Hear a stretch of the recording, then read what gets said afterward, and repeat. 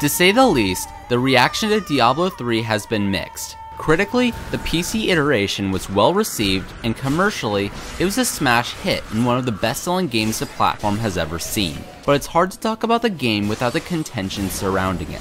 Fan outcry over the in-game auction house and always online DRM largely dominates the conversation.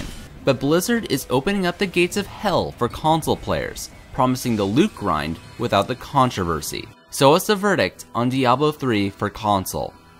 Let's find out. An unprotected chest, or a lure for the unwary. So what is Diablo like without a mouse and keyboard? While the core gameplay hook of killing and looting remains familiar and fun, Blizzard has made many smart tweaks to cater for the platform. The most obvious change would be to the controls.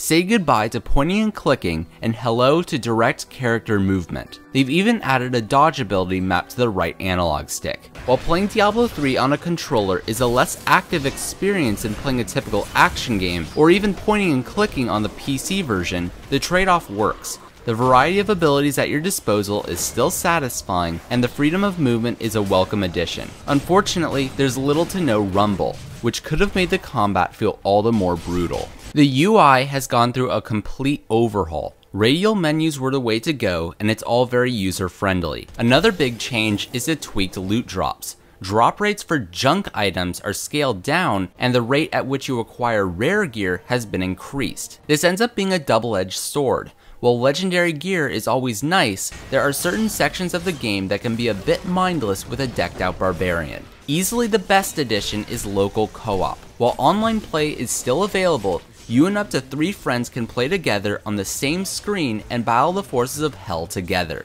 It's a great feature to see in an age where this kind of option has largely been forgotten. The only caveat is that when one player uses the inventory or changes character builds, the game pauses for everyone. It's a necessary evil, but some degree of patience will be required if you get a group together. But in the end, dungeon crawling with friends on the same console without splitting the screen is a fantastic addition. If you're interested in this method of play, Diablo 3 is destined to be a couch co-op classic.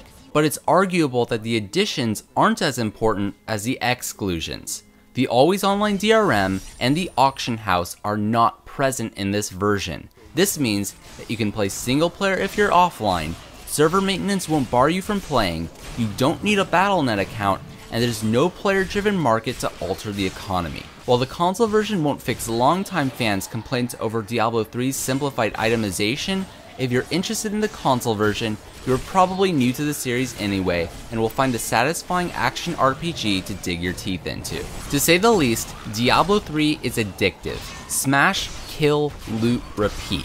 It's been a tried and true formula for over a decade, and it holds its own against modern counterparts like Borderlands 2. There are practically no side quests to speak of, but the experience is kept focused because of it. Diablo 3 also doesn't have your typical skill trees, but instead has a system that makes it easy to switch out individual abilities and character builds. The game's design is still a bona fide loot treadmill, and with 5 different character classes to play as, higher difficulties to tackle, and co-op, you can get plenty of mileage out of Diablo 3. It doesn't hurt that the presentation is strong. Maybe it's not quite as crisp as it would be on a good PC, but Diablo 3 is still one of the best looking console games around, which makes the randomized dungeons and ultra quick loading times all the more impressive. Even when the screen is packed with enemies, the frame rate never stutters. The dark fantasy vibe is awesome, and there are little details like a monster's head being chopped straight off after a crushing blow. The story also throws in some really impressive CGI cutscenes.